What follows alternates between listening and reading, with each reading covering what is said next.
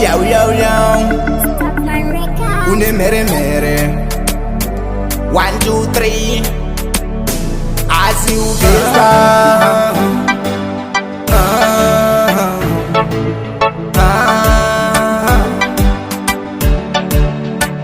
Amwana skana uya lungu karo taurane zvangu.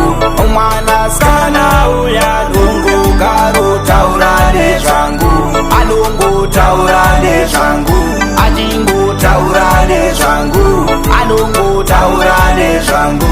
Ajingu taurane zvangu. Mwana ndakasarura mwana ndototora. Uyu ndiye wangu mwana wandakada. Vana mukoma uyu ndiye wangu. Ngati ndikuzivise naziyo mwana ndomutora, mwana ndomutora. Wangu moyo wayo ngati akatora. Baby akatora moyo wangu wese ndiye akayendana. Amwana skana uya lungu karo taurane zvangu. Mwana skana uya lungu karo taurane zvangu. Anungu taurane zvangu. Ajingu taurane zvangu. Anungu taurane zvangu.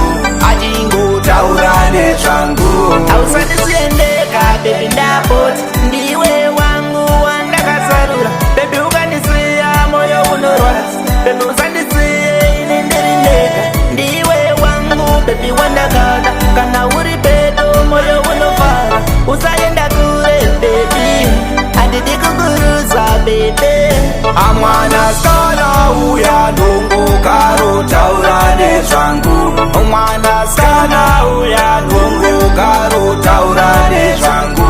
Anungu taurane zvangu. Ajingu taurane zvangu. Anungu taurane zvangu. Ajingu taurane zvangu. Mwana ndakasarura mwana ndototora.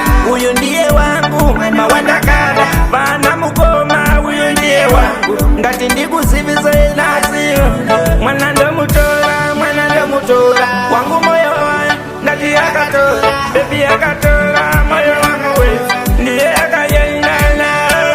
Amwana skana uya lungu karo taurane zvangu. Mwana skana uya lungu karo taurane zvangu.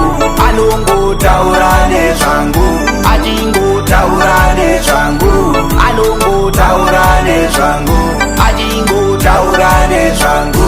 Ausandisiendeka baby ndapoti ndiwe wangu wandakasarura. Baby ukanisiya moyo unorwadza.